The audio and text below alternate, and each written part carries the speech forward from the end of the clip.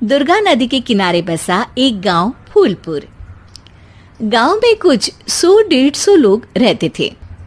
अंजलि, जो कि पास ही के जिले में रहती थी और 12वीं पास कर चुकी थी, उसके पिताजी ने बेटी को जल्दी विदा करने के लिए उसकी शादी फूलपुर गांव के मुकेश से करवा दी थी।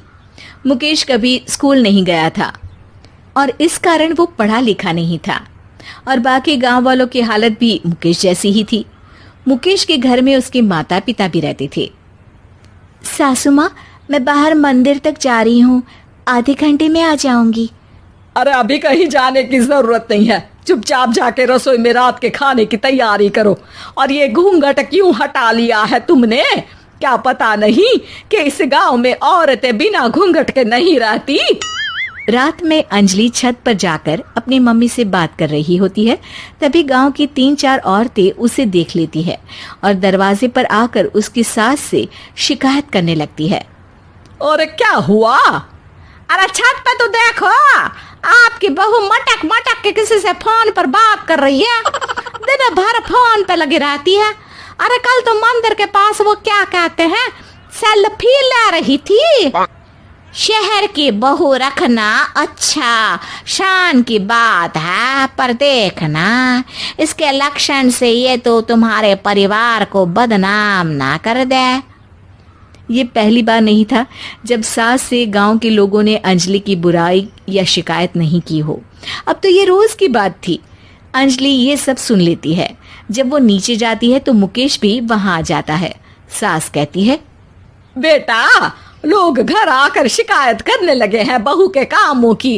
देख लो, पति हो, संयम से रखो इसे।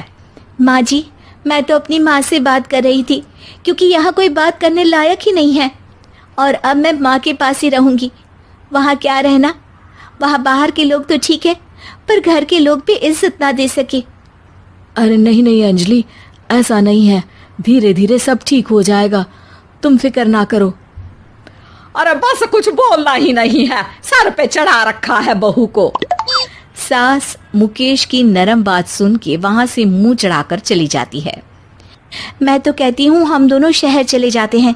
मैं पढ़ी लिखी हूँ, मुझे वहाँ नौकरी भी मिल जाएगी और थोड़े दिनों में आप भी वहाँ कुछ काम ढूंढ लेना। अरे नहीं नहीं अंजलि, हम यहाँ ना गांव का खेत, माँ पिताजी को छोड़कर शहर नहीं जा सकते। माँ पिताजी को कैसा लगेगा और गांव वाले क्या सोचेंगे? ये कहकर मुकेश सोने चला जाता है और अंजलि की गांव वालों द्वारा बुराई का सिलसिला बहुत दिनों तक चलता ही रहता है। लेकिन अंजलि गुस्सा ना दिखाते हुए समझदारी से काम लेती है। बारिश का मौसम चालू हो जाता है। जोरदार बारिश से पूरे गांव में हाहाकार मच जाता है। दुर्गा नदी में बाढ़ आ जाती है और बाढ़ का पानी पूरे गांव की फसल तबाह कर देता है।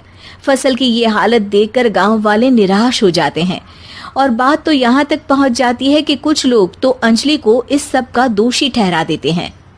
अरे पूरी फसल तबाह हो गई, पता नहीं किसकी नजर लग गई है। अरे जब से चौधरी परिवार में ये शहर की बहू आई है ना, तब से ही गांव की शांति चली गई है। इसके कर्म कांड से माँ दुर्गा नदी भी खुश नहीं है।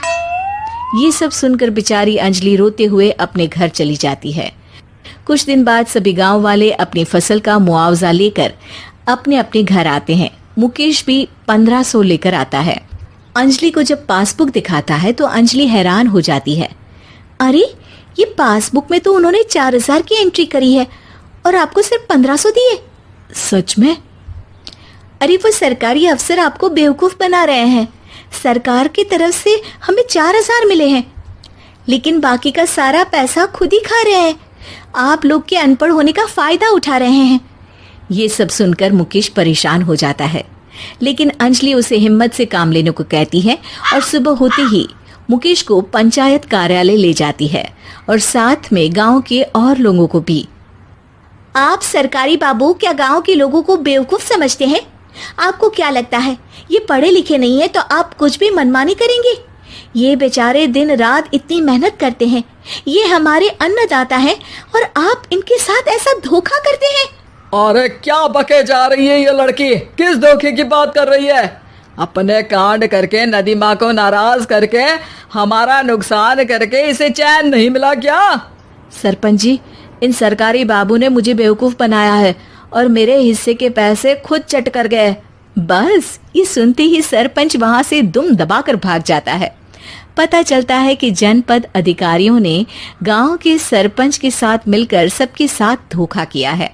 सब लोगों का विरोध शुरू हो जाता है और आखिर में अधिकारी सब गांव वालों के हिस्सों के बचे हुए पैसे उन्हें लौटा देते हैं और कई दिन तक सरपंच गांव में लौटता ही नहीं।